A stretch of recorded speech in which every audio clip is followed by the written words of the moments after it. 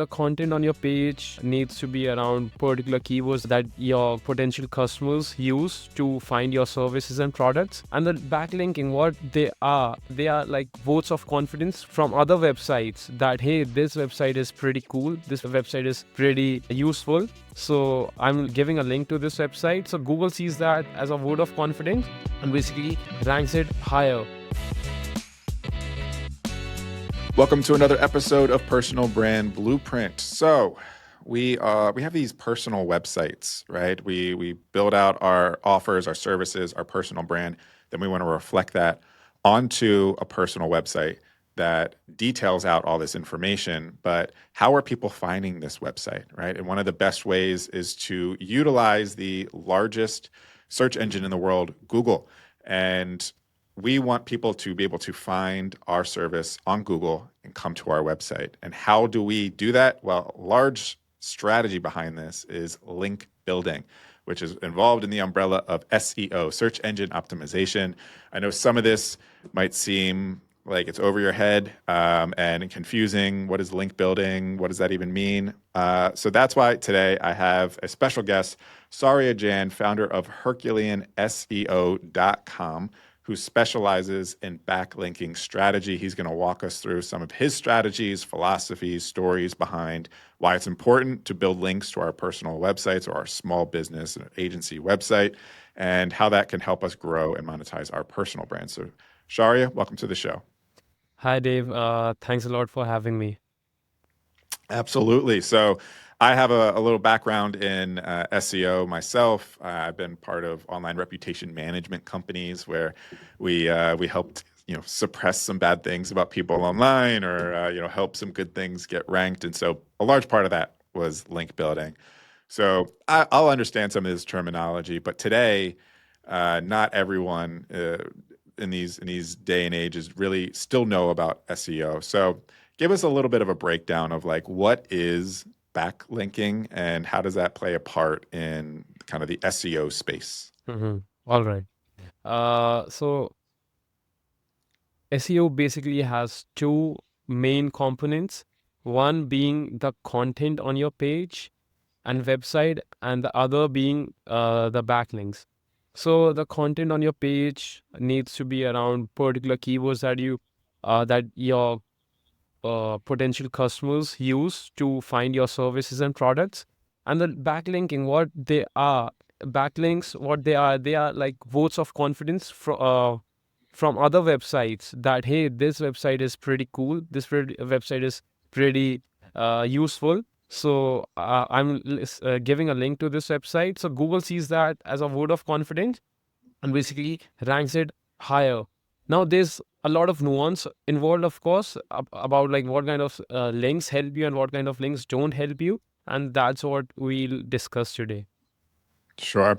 So basically, it's, as you say, kind of a thumbs up, a vote. If I'm on my website, if I link off to acmewidgets.com on my website, I'm basically telling Google, hey, I respect this other website, especially in the context of whatever it is I'm Yes, writing about or I'm using. And exactly. Google says, okay, if this well-respected site, davepolikoff.com, very well-respected site, is linking off to this other website, then he must believe that that's a respected site too. So we'll give a little respect juice to that Yeah. other website, essentially, right? Yes. So what are some ways that, like, what are examples of backlinks? Like, in what context can a website point a link back to another website that are typically is what we're trying to build? Could you probably rephrase that question? So, as I mentioned, like, I might on my website link to another website. In what context could that be? I mean, there might be maybe like a blog post, or is there what ways are we trying to build links on these websites? Yes. So uh, when we are not trying to like proactively acquire links, if you see any website's link profile, most of the links they get are from new blog posts on someone else's website. So to mimic how websites usually acquire new backlinks, we should be going after links that we get from new blog posts on other websites.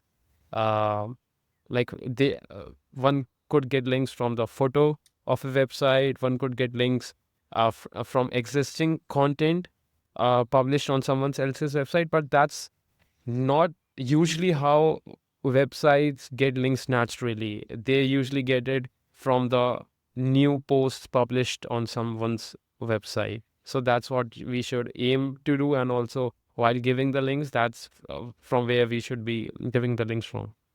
Yeah, it's an interesting point about how recent was the post published that the link is included. Interesting. We'll get into that in a little bit. So it sounds like there's a lot of nuance to link building, Mm-hmm. which we'll get into. But let's first start with how you got involved with link building. Take us back to the beginning of your journey in SEO and link building. All right. So uh, my foray into link building isn't as sexy as one would hope, because I got involved in the marketing space to make money as a teenager, and I am 28 now. But as a teenager and someone living in a third world country, so like internet is a big opportunity. I started doing freelancing and stuff. Uh, I My father used to run a travel agency, so that was my guinea pig.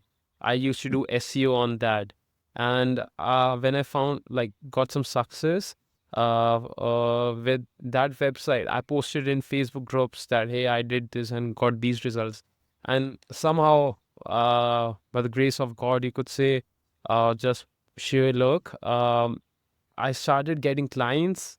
People started recommending me. One thing led to the another thing, and yeah, it's for some like somehow I've been getting clients since then, and So I've yeah, your father ran a website or had a website, yeah, for his and travel you kind of agency. volunteered, said, "Hey, I kind of know some of this digital space. Let me help you out." What had you been doing at that time that gave you the confidence to say, like, "Oh, I have enough knowledge to come work on my dad's website"?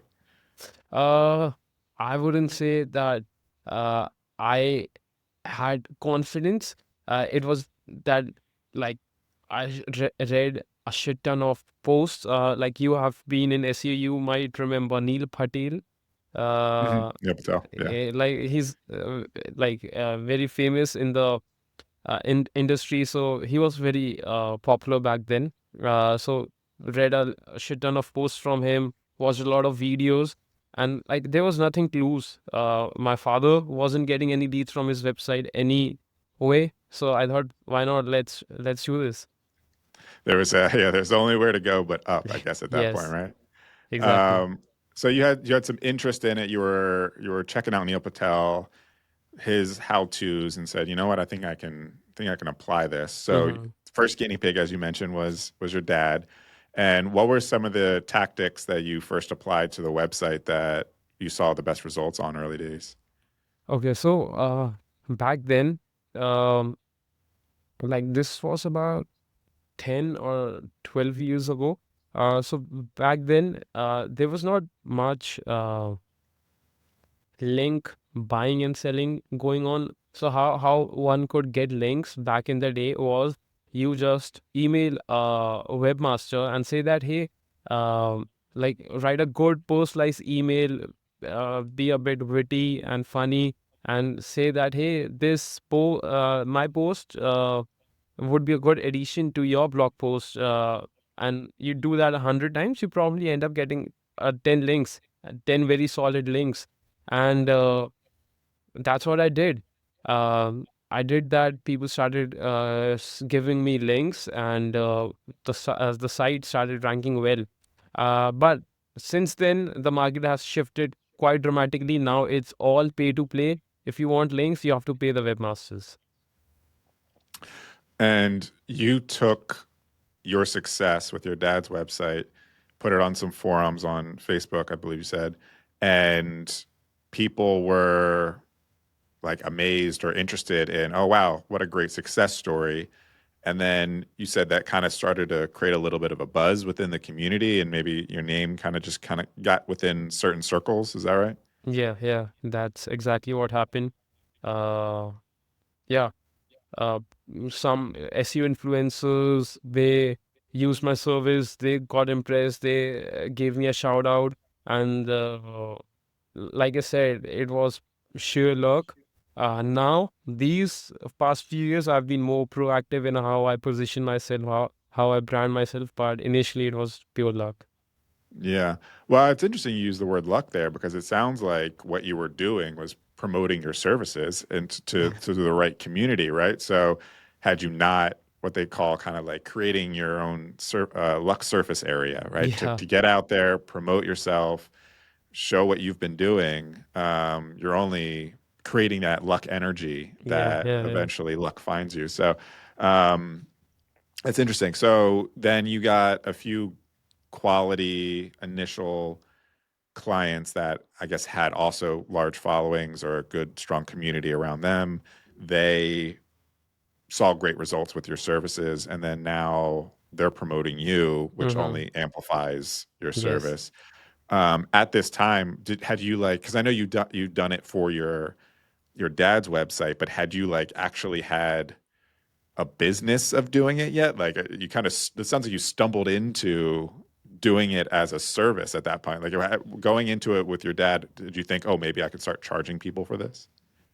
Uh, yeah, people, like, it was pretty amazing. People started throwing money at me for this thing that I did. So I kind of stumbled into this because before that I was just doing it for my dad. Yeah. And what was the service? Like what were you kind of promising clients at this time? Like you give me X, I give you Y. What does that service look like? Back then it was like you pay me like $2,000, 2000 USD, and I'll get you 10 links. We'll do like real outreach. We'll write custom emails to the people in your industry and try to get links from them and get 10 links for you. So that's what I did, and yeah, most of the campaigns were successful. So that's how it went. But like since then, my entire strategy has changed when it Yeah, I want to comes talk to. about that. So early on, I mean, you were listening to Neil Patel and you had like those strategies then. What what were some of the strategies maybe back then that either worked back then Mm-hmm. but don't now, or it was just a strategy that you were applying back then that maybe still does kind of work, but you found better ways to do it. So like what's the difference between the strategies you were applying back then versus now? Okay, so something that doesn't work much anymore is like if you write an email to a webmaster, website owner, and say that, hey, uh, can you please kindly include a link from this blog post of yours to my blog post? They'll either ignore you or they'll ask for money. Of course, Dave is different. He's gonna give you the link, but most of the people, they do that because people have started throwing money at webmasters and just have made them used to getting paid for links, for giving out links. So that's one thing that has changed. Also, like link buying has been going on for the last 10 years. So how it has evolved now is people have started cropping up. They have started making websites just for the purpose of selling links. So these links are not really that useful. Uh, and a lot of but still people like the link buyers, they are not aware of this fact. They just see if the website meets a couple of criterias, a couple of metrics, and they just buy links from those websites. But that's a total waste of money. And that's why what I do now is like I run each website through 33 different metrics, some that I've come up with on my own, some that were already out there, but people are just not using it for some reason. Maybe they are just lazy or something. And running each website through that, and only a fraction of the websites pass those uh, checks. So, but if we are spending money, it's better to get the like cream of the crop links. Hey, Blueprint fam, if you're enjoying today's episode and finding my guest insights valuable, then you'll definitely want to subscribe to the Personal Brand Blueprint podcast as we drop weekly guest interview episodes just like this one. And on that note, you obviously also see firsthand how powerful being an effective guest, like the one you're watching on this episode right now, can be at attracting qualified, interested leads directly into your sales funnel. But I know what you're thinking. You want to get into guest podcasting, but starting feels confusing and overwhelming. What equipment do you need? And how do you look and sound great? And how do you turn listeners into leads? I know this because so many of my guests had these exact problems in the past. And that is why I created the Podcast Guest Mastery Blueprint. It's a simple but powerful breakdown on everything you need to look, sound, and convert great as a podcast guest. Everything from how to set up your recording area to what equipment you need to look and sound great on camera, and what to say on podcasts to stand out, be memorable, and earn the audience's trust. And then that one key strategy to turn listeners into leads. I'm telling you, this isn't just another checklist. This is a step-by-step blueprint to make sure you look, sound, and present your best on podcasts so you can convert that attention into leads and ultimately new business. I honestly was thinking about selling this for like $97, but I'd rather give access to this guide to my Personal Brand Blueprint podcast audience for free. So if you are ready to become a sought-after podcast guest and use it to generate leads and build your personal brand, and grab your copy of Podcast Guest Mastery Blueprint at davepoly.com/podguest blueprint. You can find the link to that in the show notes below. Again, that's davepoly.com/podguest blueprint, and start turning podcast interviews into business. Again, it's completely free for being a loyal listener, so definitely check it out. Cool? All right, let's get back to the conversation. So it sounds like link building, the goal is to be able to get a link to your website from another well-respected website. And how we're determining if a website is respected, you're saying, is the kind of the 33 points of Yes, evaluation, if you will. And there seems to be some like old ways of thinking about exactly. how, because some websites have been gaming the system Yes, that yes, they're building their credibility on these old ways of looking at if a website is credible or not. When really, if you're just gaming the system, then it doesn't mean that the site is actually credible. So, what are some things when we want to get a backlink from a well-respected site? What are the top things we should be looking at? all right. By the way, you have put it uh like better than me, that they there are some ways that people use, some metrics that people use to judge the quality of the website. And now people have started manipulating and abusing those metrics. So now, like, there's a need in the market to like use newer ways to vet the quality of links and websites you want to get links from.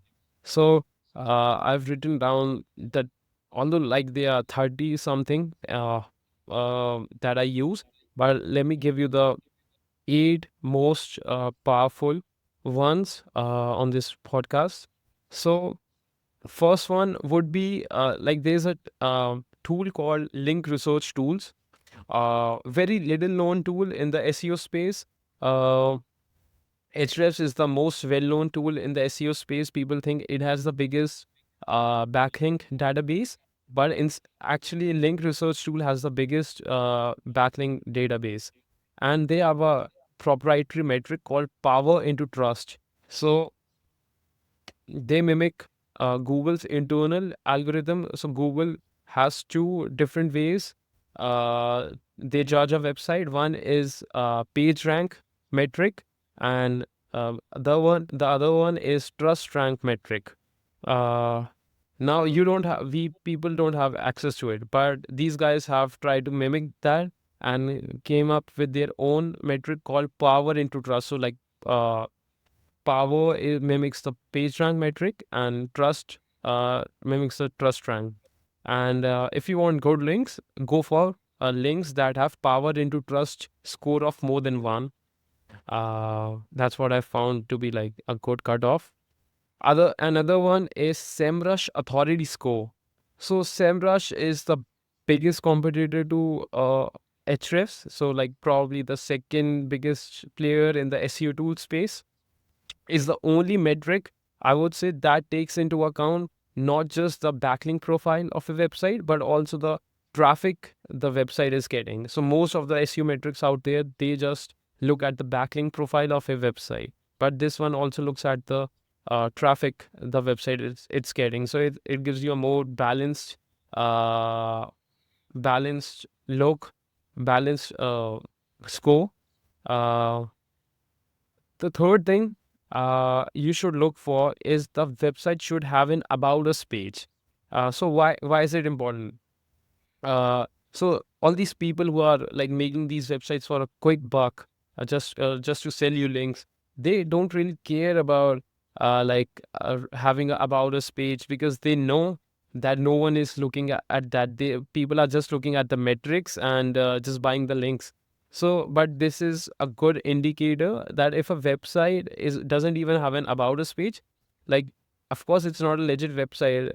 Look at Dave's website. Look at my website. We all have a about page because we are a legit business. But these people, they just are in for a quick buck. So look at about us page, and even Well, it's, in to that point too, it's interesting because the first iteration of my content agency, we worked with a lot of online digital magazine websites, and these Mhm. are typically websites that are trying to. It's the business model is content arbitrage, where they're publishing these listicles, these Mhm. slideshows, entertainment pieces, top 10 list type stuff in order to capture eyeballs and monetize eyeballs through ads and sponsorships and such. And again, they're not as focused on link building and growing authority in the space as much as they're just driving people to their website through ads and then trying to get you to scroll as much as possible to show you more ads or sites like click on the BuzzFeed slideshow. and all.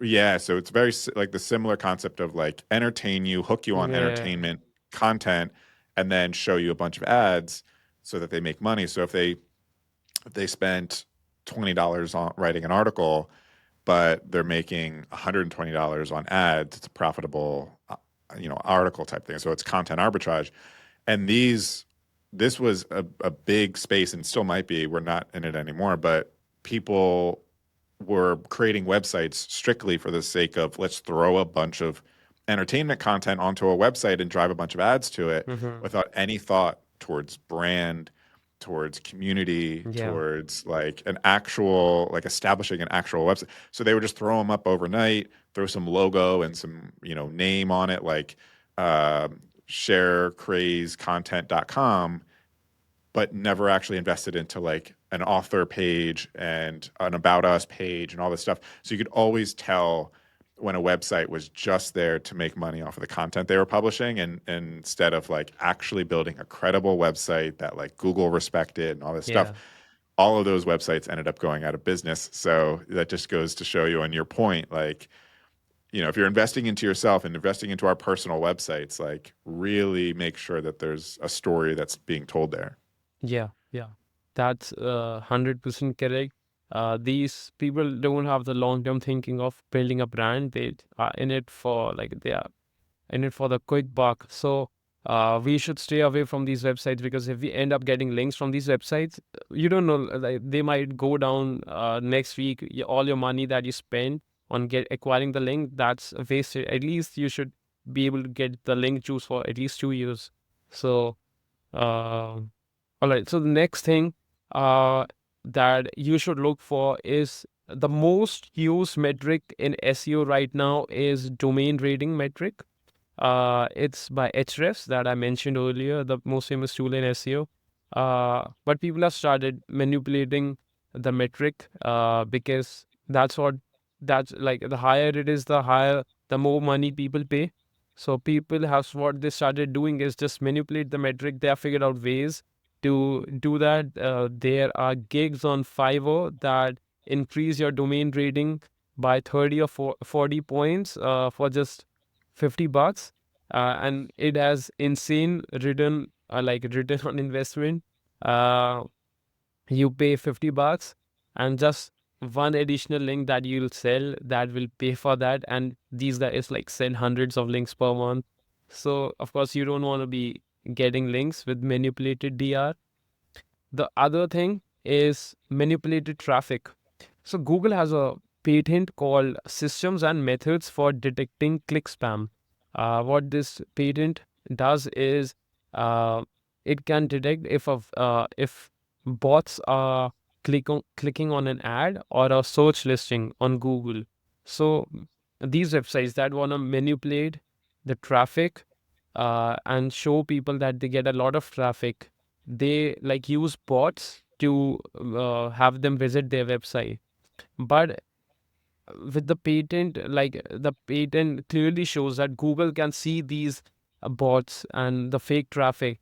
They all these websites, what they do is they are not trying to fool Google. They are trying to fool the SEO tools like Ahrefs and SEMrush to report higher traffic for their website. And because the higher the traffic, again, people will pay them more. So stay away from these websites because Google probably doesn't like these websites. They can see the bot traffic. Uh, uh, one way that I'm very proud of that I've come up with for wedding links is seeing the yearly tech spend. So sorry for this.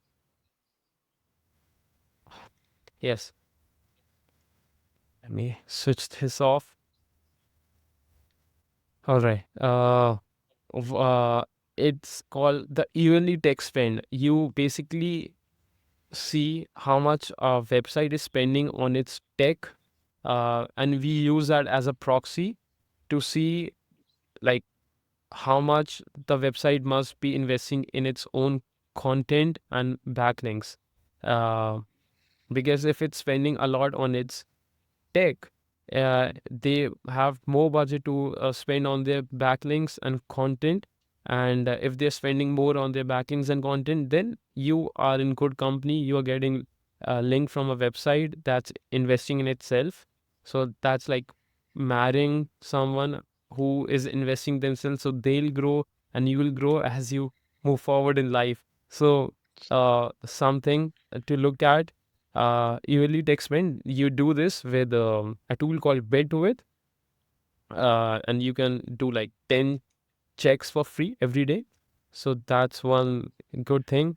Uh, So I want to start talking about these are good examples of how to identify what websites we want to mhm, build a link onto. Let's start talking about, all right, how do we actually start getting links on those websites that we've identified? You mentioned a few ways that don't work as well anymore in terms of just kind of reaching out and being like, hey, I'm a fun, witty person. Do you mind putting this link on your website? What are some other best practices? I mean, we're solopreneurs, we're small agency mhm, owners. You know, our time is short. You know, because mhm, we're small teams, but we still want to make sure that we're building links to our personal websites, to our agency website, in order to show up on Google, in order to get that respect with in the online community. What's like one or two ways that we can easily start getting some links in the next like week or two? mhm. All right. So I'll tell you the whole outreach process and like the top level steps. Basically, create a big list of websites you want to get links from. Run it via, run it through a email finding tool like or Snovio.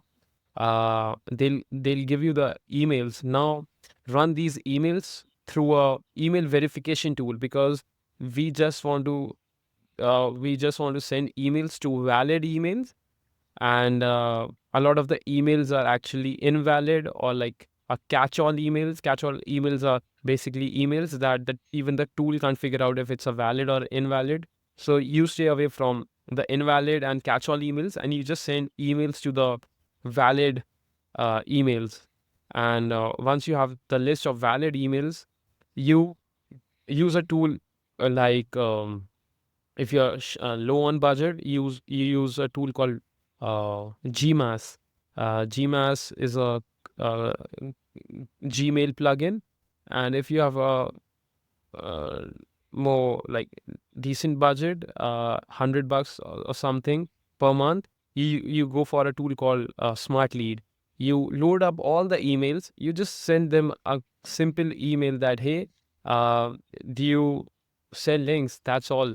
Probably a bit like probably write a bit more that, hey, I like your website and all, and are you open to selling links? And then they'll quote you a price. Most of these websites gonna quote you a price. Then what you do is you negotiate like an Indian guy. You negotiate hard, and because these sites will quote you like uh, probably upwards of $200, $300. But most of the links you can easily get under 100 links, $100. So quote uh, accordingly. Look at their domain rating. You can easily get under 100 links, $100. So quote uh, accordingly. Look at their domain rating.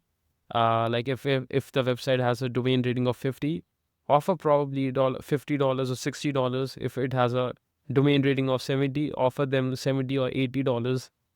Uh, yeah, finalize the deals. Get get Ask them to include your link in their articles or post new articles, and then just send them the money. That's like how we do it. So they should be, what types of websites are we looking at? It sounds like, include the link in the article. So I assume, are we looking at blogs, news websites? Because these are people that should already be publishing articles then? Yeah. Most of the times I'll be getting links from blogs, but let me give you a little tip. The the best sites to get links from are actually sites that have a legit business, like some service business, some product business, and they have a blog section, and you ask them to get a link from the blog section. So now the whole business isn't like dependent on selling links. They have a legit business, so they must not be selling links to every Tom, Dick, and Harry. And the more links a site sells, the lower, the worse off it becomes. So get links from sites that belong to real businesses, and you'll get more mileage from your links. So this is a way to acquire links back to our personal websites, our agency website, for in exchange for money. Mm-hmm. So we're paying for these links.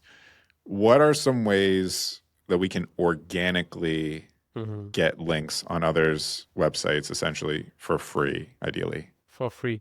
So one good way would be to like mm, go on podcasts, be a guest on podcasts, because uh, in the show notes after the show is published, in the show notes, people usually link out to your uh, website if you were a good guest, which you should be.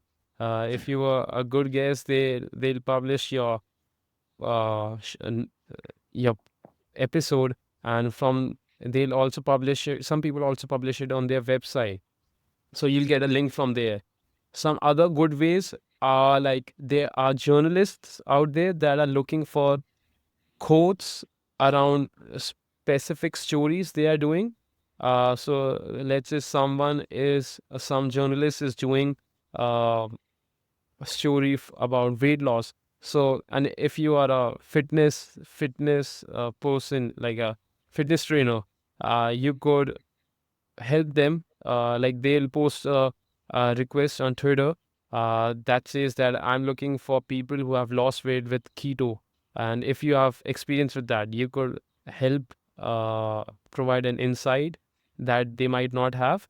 And then they'll link back to your website. These are the like best quality links out there. These are even better than the ones that you pay for because these are from legit news websites that you can't easily get links from. So Sure. those are two ways that one could try.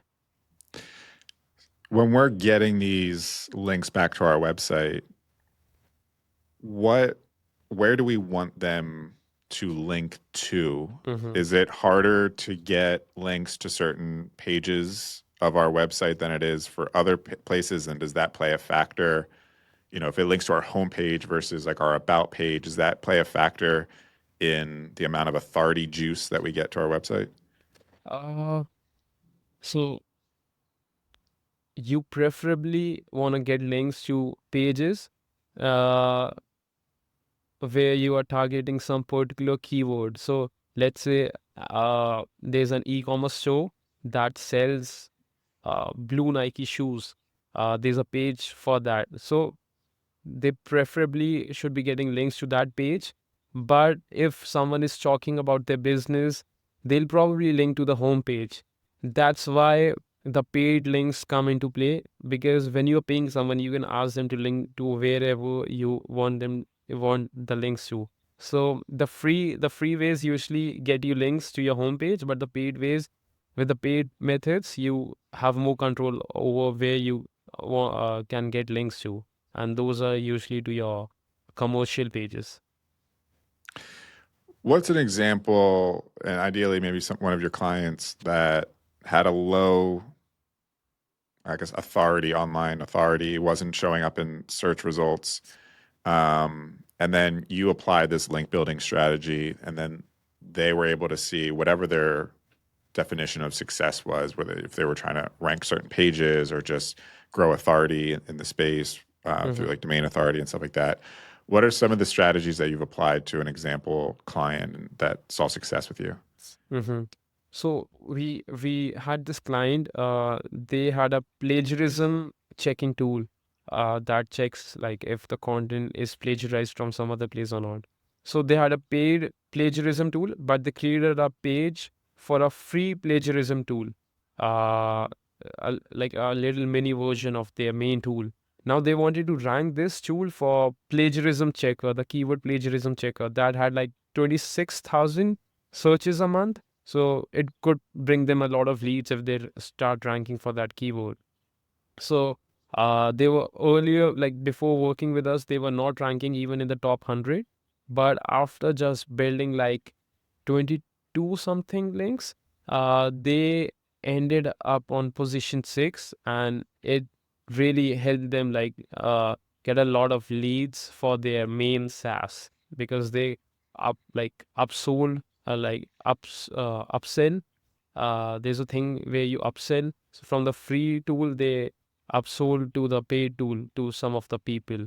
So yeah, that's how they did it. The main thing that we focused on was basically getting links from articles that talk about where it makes sense to talk about plagiarism. So articles talking about content marketing, articles talking about being a better writer, those kind of things. So one should focus on getting links from related topics. Like it shouldn't be like totally unrelated topic. It should always be a related, and yeah, where it makes sense for your link to be. Yeah, I love this strategy of, we have our services as, personal brands, business coaches, consultants, agency owners, like we're a more service-based audience. And so we think in terms of like, I need to drive people to book a call with me. Mm-hmm. That's like my big call to action. That's my lead gen strategy. But I implore my audience to now think of us as full businesses that have other solutions that people can interact with prior to opting into our core offer. Yeah. And the common term we hear is lead magnet, which we Yeah. think about as like a template, a mini course, and things like that. This is a strong digital asset that's more content and education focused. And if we invest into a strong lead magnet, yes, we can drive our own traffic to it through social media or promoting it on guest podcasts and things like that. But there's other ways to drive traffic to it, like link building. So if you create a really strong, solid lead magnet mini course, a checklist, and that is valuable enough for other people to write about it or comment about it or post about it on social media and link back to it, now you're driving organic traffic to your lead magnets that way. But what I love that you also just said here was also having other forms of lead magnets or assets like a free mini software product, a Yeah. little web app type thing. Now, I know people are like, whoa, I'm not a software developer, but there are ways to like create little, especially with AI these days, create little free, software tools, apps that you can put onto your website that maybe if you're in the service of or financial advisor or something, right? And you could create a little mini like estimate your tax return or estimate how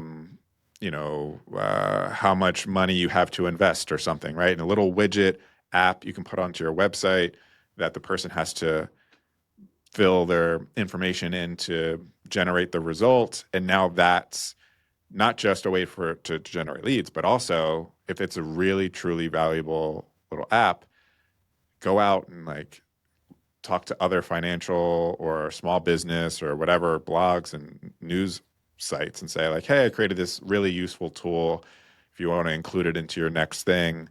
So yeah, really great strategies there. If there's one thing that you want to make sure our audience takes away with today, what's like the one thing that you want to make sure everyone is aware of when it comes to link building? The one thing I would say, just don't rely on a couple of metrics. Just don't rely on one or two metrics. Use as many metrics as you can to vet the backlinks that you are looking to acquire, so that you are not fooled by those crafty link sellers. That's what I would say. Love it. Now, if people wanted to learn more about you and HerculeanSEO.com, where should they go? And is there anything that's people should be keeping an eye on of how they can engage with you? Yes, so they could go to HerculeanSEO.com. I have a more in-depth training around like link building and my unique take on link building. So there's a 2-hour masterclass. They could sign up for that. And yeah, uh, if someone wants to uh, chat with me, they could DM me on Twitter. My handle is @SEM specialist. Uh, yeah, those are the two places you could get connected with me. Love it. Thank you so much for coming on today and walking us through the strategies for link building and showing us a side of SEO that I know a lot of people are unfamiliar with, but need to understand to help grow their online reputation and online presence. So appreciate you being on today. And yeah, any final words for our audience before we sign off? Uh, I I don't have anything to say. Dave is a great interviewer. I really enjoyed talking to him. So please do listen to more of his podcasts. There you go. I love those final words. Make sure you subscribe to the Personal Brand Blueprint podcast. And that is all. I'll see you on the next episode. Thanks, everyone. Today, we learned about my guest's origin story, unique methods, and credibility. If you want to see me break down how today's guest can use those tools within the personal brand blueprint strategy to attract, convince, and convert new qualified leads so you can do the same for your business, then check out this episode here.